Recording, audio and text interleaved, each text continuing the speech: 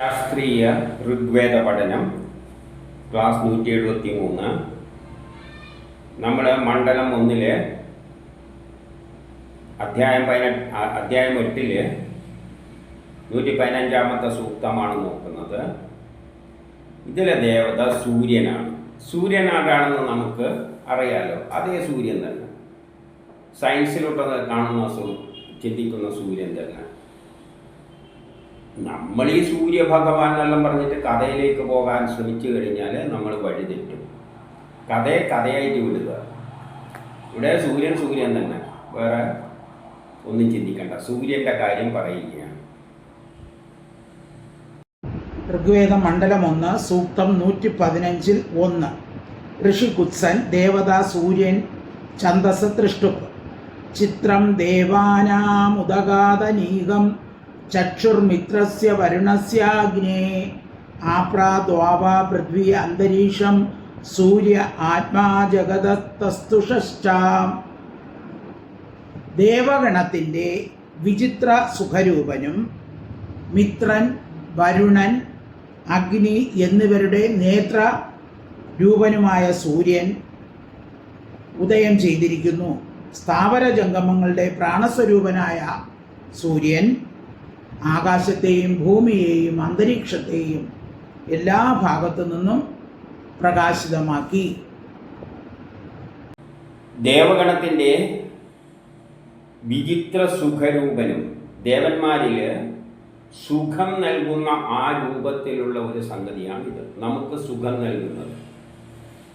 നമുക്ക് സുഖവും ദുഃഖവും കഷ്ടപ്പാടും എല്ലാം ഉണ്ടെങ്കിലും ഈ ജന്മം തന്നത്, നമുക്ക് ഇങ്ങനെ ഒരു ഭൂമിയെല്ലാം ഉണ്ടാക്കി തന്നത് സൂര്യൻ തന്നെയാണ്. അതിലിടക്ക് സുഖവും ദുഃഖവും വരികയായിരിക്കും. പക്ഷേ ഈ മനുഷ്യ ജന്മത്തിന് ജീവജാലങ്ങൾ ഉണ്ടാകുന്നതിന് അടിസ്ഥാനമായ വസ്തു, അതിലുള്ള വേണ്ട സുഖഭോഗ വസ്തുക്കളെല്ലാം തന്നിരിക്കുന്നത് ആരാണ്? സൂര്യനാണ്. അപ്പോൾ അതൊരു വിചിത്ര സുഖരൂപനാണ്, മിത്രനാണ്. മിത്രം എന്ന് പറഞ്ഞാൽ അനുകൂല ഭാവം, കൂട്ടുകാരനെ പോലെ. നമ്മുടെ കൂട്ടുകാരന് സമാനമാണ് സൂര്യൻ. നമ്മുടെ കൂടെ ചലിക്കുകയാണ്. സൂര്യൻ ചലിക്കുന്നതനുസരിച്ച് നമ്മൾ ചലിക്കുകയാണ്. മിത്രരൂപനാണ്. വരുണൻ, അഗ്നി എന്നിവരുടെ നേത്രരൂപവും. വരുണൻ, അഗ്നി എന്നിവയുടെ നേത്രരൂപം. നേത്രരൂപം എന്ന് പറഞ്ഞാൽ നമ്മുടെ ശരീരത്തിലെ ഏറ്റവും പ്രധാനപ്പെട്ട ഭാഗം ഏതാണെന്ന് ചോദിച്ചാൽ നേത്രമാണ്, കണ്ണാണ്. കണ്ണില്ലെങ്കിൽ നമ്മുടെ ശരീരത്തിൽ എന്തുണ്ടായിട്ടും ഒരു കാര്യമില്ല. അതുപോലെ അഗ്നിക്കും വരുണനും എല്ലാം ആയിട്ട് കമ്പയർ ചെയ്യുമ്പോൾ അതിൻ്റെ കണ്ണിന് സമാനമാണ് സൂര്യൻ്റെ സ്ഥാനം. അങ്ങനെയുള്ള സൂര്യനാണ് നേത്രരൂപത്തിലുള്ള. അതേസമയം കാഴ്ചക്കെല്ലാം പിന്നിൽ വർത്തിക്കുന്ന സൂര്യനാണ് ഇപ്പോഴിവിടെ ഉദയം ചെയ്തിരിക്കുന്നത്. സൂര്യൻ ഉദിച്ചിരിക്കുകയാണ്. അത് നമ്മുടെ കണ്ണിന് സമാനമാണ്. നമ്മുടെ കണ്ണിനെല്ലാം പ്രവർത്തിപ്പിക്കുക, കാണുവാനും എല്ലാത്തിനെയും കാണുവാനും അനലൈസ് ചെയ്യുവാനും അതിനനുസരിച്ച് കർപ്പം ചെയ്യുവാനും. സ്ഥാവര ജംഗമ വസ്തുക്കളുടെയെല്ലാം പ്രാണരൂപനാണ് സൂര്യൻ. ഇവിടെയുള്ള എല്ലാ വസ്തുക്കളുടെയും പ്രാണൻ ഏതാണെന്ന് ചോദിച്ചാൽ സൂര്യനിൽ നിന്നാണ് അതിന് പ്രാണൻ ലഭിക്കുന്നത്. ആകാശത്തെയും ഭൂമിയെയും അന്തരീക്ഷത്തിലെയും എല്ലാ ദിക്കിൽ നിന്നും പ്രകാശിതമാക്കി. അത് വന്നപ്പോൾ ആകാശവും ഭൂമിയും അന്തരീക്ഷവും എല്ലാം എല്ലാ ഭാഗത്തു നിന്നും എന്താക്കി? പ്രകാശമാനമാക്കി. അപ്പോൾ അത് ഉദിച്ചിങ്ങ് വന്നപ്പോൾ എല്ലാത്തിനെയും പ്രകാശിതമാക്കി. നമുക്ക് മനസ്സിലാക്കാൻ ഒരു പാടൊന്നുമില്ല, വളരെ സിമ്പിളായിട്ട്. സൂര്യൻ വരുമ്പോൾ ഈ ഭൂമിയിൽ നമുക്ക് ചുറ്റുമുള്ള അതിൻ്റെ മുമ്പിലുള്ള എല്ലാ സാധനങ്ങളും നമുക്ക് കാണാൻ പറ്റുന്നു. നമ്മുടെ കണ്ണിൻ്റെ കാരകത്വം സൂര്യനാണുള്ളത്. കാരണം സൂര്യന് ദോഷമുണ്ടാകുമ്പോൾ കണ്ണിന് കാഴ്ചക്കുറവെല്ലാം ഉണ്ടാകും. അപ്പം നമ്മളെ ശരീരത്തിലുള്ള സൂര്യനാണ് കണ്ണായിട്ട് ചിത്രീകരിക്കുന്നത്. ഇനി നമുക്ക് 2 ഋഗ്വേദം മണ്ഡലം 1 സൂക്തം 115 2. സൂര്യോ ദേവീമുഷസം രോചമാനാമറിയോന യോഷാം അഭ്യേതി പശ്ചാത് യത്രാനരോ ദേവയന്തോ യുഗാനി വിതന്വതേ പ്രതിഭദ്രായ ഭദ്രം. സ്ത്രീയുടെ പിന്നാലെ പോകുന്ന പുരുഷനെ പോലെ സൂര്യൻ കാന്തിമതിയായ ഉഷസ്സിൻ്റെ പിന്നാലെ പോകുന്നു. ആ സമയം ഉപാസകഗണം യുഗങ്ങളോളം മംഗളകരമായ പ്രഭാവം പതിപ്പിക്കുന്നതിന് വേണ്ടി കല്യാണപ്രദമായ യജ്ഞത്തെ വളർത്തുന്നു. രണ്ടിലും പറയുന്നത് എന്താണെന്ന് വെച്ചാൽ, സ്ത്രീയുടെ പിന്നാലെ പോകുന്ന പുരുഷന്റെ പോലെ, ഒരു സ്ത്രീയുടെ പിന്നാലെയാണ് പുരുഷൻ പോവുക, അതുപോലെ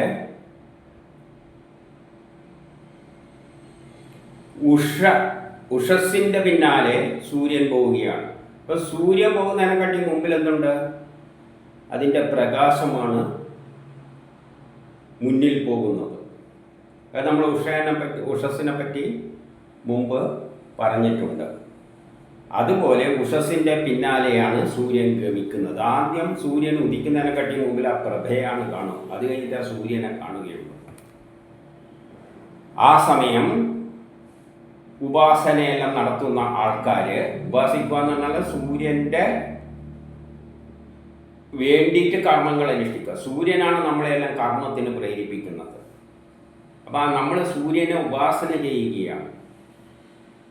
നമ്മുടെ നാടികളിലൂടെ നമ്മളിൽ ഓരോ ആഗ്രഹങ്ങൾ ഉണ്ടായിട്ട് കർമ്മം ചെയ്യിപ്പിക്കുന്നത് സൂര്യനും മറ്റുമാണ്. അപ്പോൾ ആ സൂര്യനെ തൃപ്തിപ്പെടുത്താനാണ് നമ്മൾ കർമ്മങ്ങൾ ചെയ്യുന്നത്. അതാണ് ഉപാസന ഏറ്റെടുക്കേണ്ടത്. അങ്ങനെ ഉപാസന ചെയ്യുന്ന ഈ ലോകത്തിലെ എല്ലാ ജീവജാലങ്ങളും എന്ത് ചെയ്യുന്നു?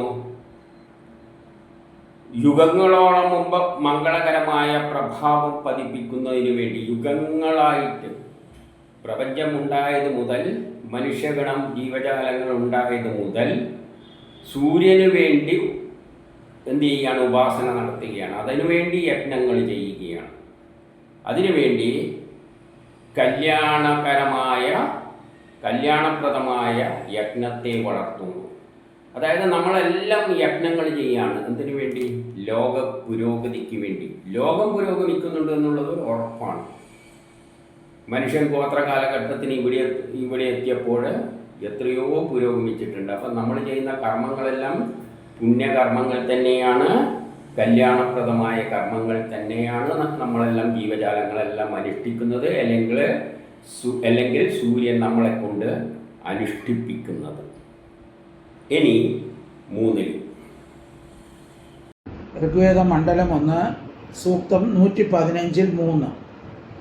ഭദ്ര അശ്വാഹരിത സൂര്യസ്യ ചിത്രായേതഗ്വാം അനുമാദ്യാസാം നമസ്യന്തോ ദിവ ആപൃഷ്ടമസ്തു പരിദ്വാവാ പൃഥ്വീം യന്തി സദ്യഃ. കല്യാണ സ്വരൂപനും സ്വർണ്ണ വർണ്ണത്തോടുകൂടി പ്രകാശയുക്തനുമായ മാർഗത്തിൽ കൂടി ചരിക്കുന്നവനും നിരന്തരം സ്തുതിക്കപ്പെടുന്നവനുമായ സൂര്യൻ്റെ അശ്വങ്ങൾ ആകാശത്തിന് പുറത്ത് ചാടിക്കയറുകയും അതേ ദിവസം തന്നെ ആകാശത്തെയും ഭൂമിയെയും ചുറ്റി വലം വയ്ക്കുകയും ചെയ്യുന്നു. 3 പറയുന്നു കല്യാണസ്വരൂപനും. കല്യാണസ്വരൂപൻ എന്ന് പറഞ്ഞാൽ ലോകത്തിലെ കല്യാണകരമായ എല്ലാ കർമ്മങ്ങൾക്ക് പിന്നിലും ആരാണുള്ളത്? സൂര്യനാണുള്ളത്. സൂര്യൻ്റെ സൂര്യനും മറ്റ് ഗ്രഹങ്ങളുടെയും ചലനം കൊണ്ടാണ് ഭൂമി പുരോഗമിച്ചു പോകുന്നത്. നമ്മുടെ ലോകം പുരോഗമിച്ച് തന്നെയാണ് പോകുന്നത്. ഇവിടെ വല്ല ഇടിമിന്നലും മറ്റേ വെള്ളപ്പൊക്കവും എല്ലാം ഉണ്ടായിട്ട് കുറേ നശിക്കുന്നുണ്ടെങ്കിലും നെറ്റ് ചിന്തിക്കുമ്പോൾ ആദ്യ ഗോത്ര കാലഘട്ടത്തിൽ നിന്ന് തുടങ്ങി ഇപ്പം ലോകം പുരോഗമിച്ച് തന്നെയാണ് പോകുന്നത്. അപ്പം മംഗളകാരി തന്നെയാണ്, കല്യാണകാരി തന്നെയാണ്, സ്വർണ്ണവർണ്ണത്തോടു കൂടിയാണ് ചലിക്കുന്നത്, പ്രകാശയുക്തനാണ്, പ്രകാശത്തെ വിതറിക്കൊണ്ടാണ് അത് സഞ്ചരിക്കുന്നത്. ഏതിൽ കൂടി? അതിൻ്റെ മാർഗത്തിൽ കൂടി ചലിക്കുന്നു. അതിൻ്റെ മാർഗത്തിൽ കൂടി ചലിക്കുന്നു എന്ന് പറയുമ്പോൾ നമ്മളെ അടിസ്ഥാനമാക്കിയാണ് സൂര്യൻ ചുറ്റുന്നതായിട്ട് സയൻസിൽ സാധാരണ പറയുക. ഈ വേദം ഒരു സയൻസ് പുസ്തകമാണ്. അപ്പം നമ്മൾ സ്റ്റഡിയായി നിൽക്കുന്ന, യഥാർത്ഥത്തിൽ ഭൂമി ചുറ്റുന്നതുകൊണ്ടാണ് സൂര്യൻ ചുറ്റുന്നതായിട്ട് തോന്നുന്നത്. എന്നാലും നമ്മളെ അടിസ്ഥാനത്തിൽ നോക്കുമ്പോൾ സൂര്യൻ കറങ്ങുകയാണ് നമുക്ക് ചുറ്റും. നിരന്തരം സ്തുതിക്കപ്പെടുന്ന സൂര്യൻ, നമ്മൾ അതിനെ എപ്പോഴും സ്തുതിക്കുകയാണ്. കാരണം ആ സൂര്യൻ്റെ ചലനം കൊണ്ടാണ് നമ്മളിലെ മാറ്റങ്ങൾ സംഭവിക്കുന്നത്. യഥാർത്ഥത്തിൽ നമ്മളാണ്, ഭൂമി കറങ്ങുന്നതുകൊണ്ടാണ് നമുക്ക് ദിനരാത്രങ്ങളെല്ലാം ഉണ്ടാകുന്നത്. അതിനനുസരിച്ചാണ് നമ്മൾ യജ്ഞങ്ങളെല്ലാം പ്ലാൻ ചെയ്ത് വെച്ചിരിക്കുന്നത്. അപ്പോൾ എന്താണ് സംഭവിക്കുന്നത്? സൂര്യൻ്റെ അശ്വങ്ങൾ, കുതിരകൾ, സൂര്യൻ്റെ ബലം. സൂര്യൻ സഞ്ചരിക്കുന്നത് എന്തുകൊണ്ടാണ്? എന്ത് സഞ്ചരിക്കുന്നുണ്ടെങ്കിൽ അതിൻ്റെ പിന്നിൽ എന്തുണ്ട്? ഒരു ബലമുണ്ട്. അപ്പം സൂര്യൻ സഞ്ചരിക്കുന്നതായിട്ട് നമ്മൾ കാണുകയാണെങ്കിൽ ഒരു ബലം കൊണ്ടാണ് സൂര്യൻ സഞ്ചരി. ആ ബലത്തെയാണ് കുതിര എന്ന് ചിത്രീകരിക്കുന്നത്. അപ്പോൾ രഥത്തിൽ കയറി പോകുന്നതെന്നെല്ലാം അങ്ങനെ വർണ്ണിച്ചെന്നും വരും. ആ അശ്വങ്ങൾ എന്ത് ചെയ്യുന്ന? ആകാശത്തിലെ പുറത്ത് ചാടിക്കയറി, ആകാശത്തിലൂടെയല്ലേ അത് സഞ്ചരിക്കുന്ന സൂര്യൻ, കയറുകയും അന്നേ ദിവസം കൊണ്ട് ഭൂമിയെ ചുറ്റി, ആകാശത്തെയും ഭൂമിയെയും ചുറ്റി വലം വെക്കുന്നു എന്ന് പറഞ്ഞാൽ ഒരു ദിവസം കൊണ്ട് സൂര്യൻ നമുക്ക് ചുറ്റും ഒരു രാത്രിയും പകലുമായിട്ട് കറങ്ങുന്നതായിട്ട് നമ്മളെ അടിസ്ഥാനത്തിലാണ് ഇത് സംഭവിക്കുന്നത്. ഭൂമിയുടെ കറക്കം കൊണ്ടാണ്. ഇനി 4 ഋഗ്വേദ മണ്ഡലം 1 സൂക്തം 115 4.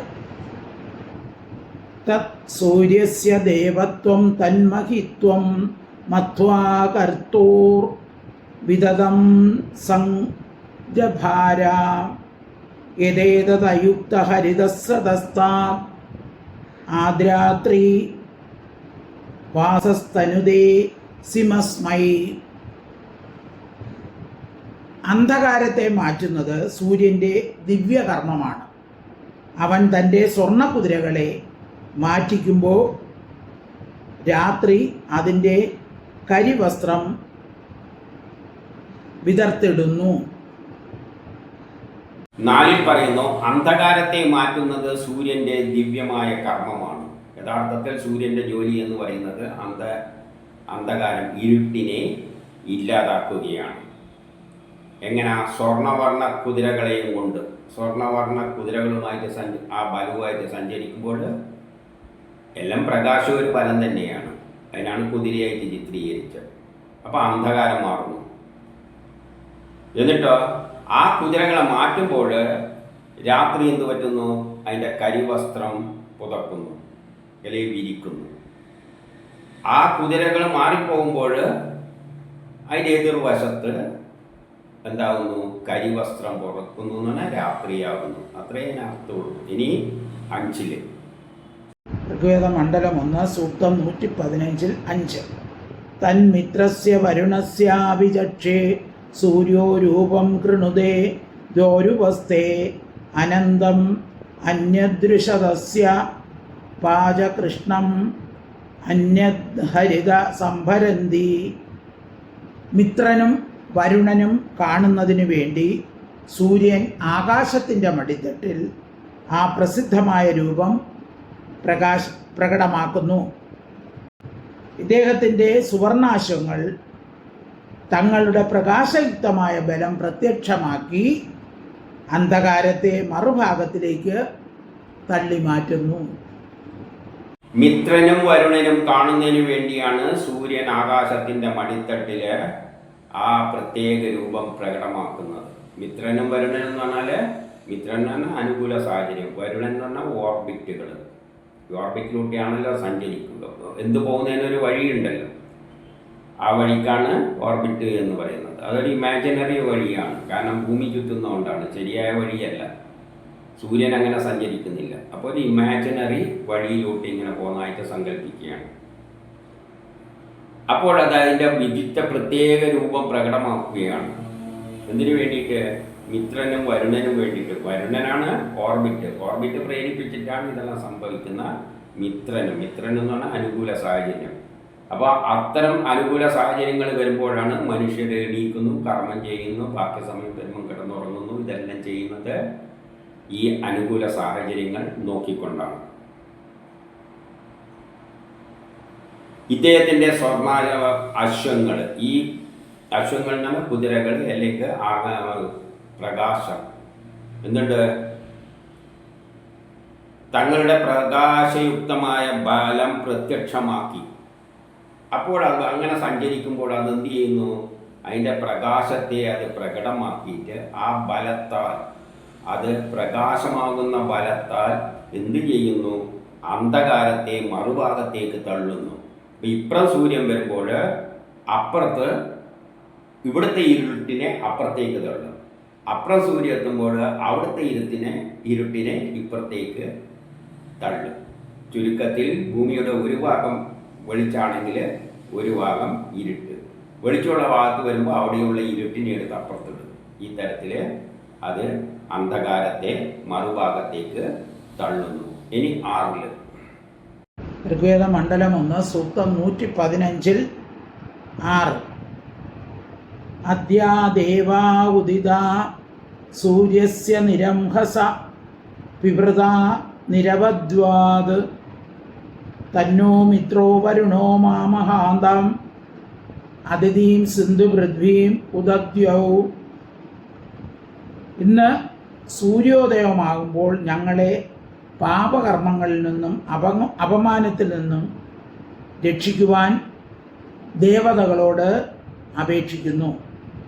മിത്രനും വരുണനും അതിഥിയും സമുദ്രവും പൃഥ്വിയും ആകാശവും ഞങ്ങളുടെ ഈ പ്രാർത്ഥനയെ അനുമോദിക്കണമേ. ഇവിടെ എല്ലാ ദേവതകളോടും പറയുകയാണ്, സൂര്യോദയമാകുമ്പോൾ ഉദിച്ചു വരുമ്പോഴാണ് നമ്മൾ കർമ്മത്തിന് പ്രേരിപ്പിക്കപ്പെടുന്നത്. നമ്മൾ ചാടി എണീച്ചിട്ട് കർമ്മം ചെയ്യാൻ തയ്യാറാവുകയാണ്. ഞങ്ങളെ പാപകർമ്മങ്ങളിൽ നിന്നും അപമാനത്തിൽ നിന്നും രക്ഷിക്കുവിൻ. അപ്പോൾ ദേവഗണങ്ങളോടെല്ലാം പറയുകയാണ്, നമ്മളെ കർമ്മം ചെയ്യാനാണ് നമ്മൾ ഇറങ്ങി പുറപ്പെടുന്നത്. അപ്പോൾ അത് പാപകർമ്മമായി പോകരുത്.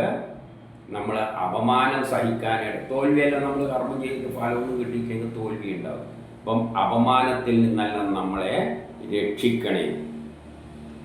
ആരെല്ലാണ് ദേവതകൾ? മിത്രൻ, വരുണൻ, അതിഥി, സമുദ്രം, പൃഥ്വി, ആകാശം. അവരെല്ലാം നമ്മുടെ കർമ്മങ്ങളെ പ്രശംസിക്കണേ, അനുമോദിക്കണേ. ഇവിടെ ഈ പറഞ്ഞതിൻ്റെ അർത്ഥം എന്താ? അത് എപ്പോഴും മുമ്പ് പറയുന്നതാണ്. നമ്മൾ സൂര്യൻ്റെ പ്രേരണയാൽ കർമ്മം, സൂര്യനാണ് നമ്മളെല്ലാം എല്ലാ ജീവജാലങ്ങളെയും കർമ്മത്തിന് പ്രേരിപ്പിക്കുന്നത്. ആ പ്രേരണയിൽപ്പെട്ട് നമ്മൾ കർമ്മങ്ങൾ ചെയ്യുമ്പോൾ ചിലപ്പം പാപമാവും, ചിലപ്പം പുണ്യം ചെയ്തെന്ന് വരും. അതുകൊണ്ട് പാപവും പുണ്യമൊന്നും ഉണ്ടാകാതെ നമ്മുടെ കർമ്മം ലോക പുരോഗതിക്കായിട്ട് മാറണേ. അങ്ങനെ നല്ല നല്ല മഹത്വപരമായ കർമ്മങ്ങൾ ചെയ്യുമ്പോൾ ആകാശത്തിലെ മറ്റുള്ള ദേവതകൾ, ആകാശവും ഭൂമിയും വരുണനും മിത്രനും എല്ലാവരും നമ്മളെ അനുമോദിക്കട്ടെ. ആ പ്രമോദ് ഇന്ന് രാവിലെ മുതൽ വൈകുന്നേരത്തിനിടക്ക് നല്ല കർമ്മങ്ങളെല്ലാം ചെയ്തിരിക്കുകയാണ് എന്ന നിലയിൽ അവർ നമ്മളെല്ലാം അനുമോദിക്കട്ടെ എന്ന് പറയുകയാണ്. ചുരുക്കത്തിൽ സൂര്യനാണ് നമ്മളെ കർമ്മത്തിന് പ്രേരിപ്പിക്കുന്നത്. ആ ചെയ്യുന്ന കർമ്മങ്ങൾ ചിലപ്പം മോശമാകും, നല്ലതുമാകും. അപ്പം നമ്മൾ അനുമോദിക്കുന്ന തരത്തിലുള്ള കർമ്മം എല്ലാവരും, ലോകം മുഴുവൻ ലോക പുരോഗതിക്കാണ് നമ്മൾ കർമ്മം ചെയ്യുന്നത്. അപ്പം എല്ലാവരും നമ്മളെ അനുമോദിക്കുന്ന തരത്തിലുള്ള കർമ്മം ചെയ്യുവാൻ അവരോടെല്ലാം അഭ്യർത്ഥിക്കുകയാണ്.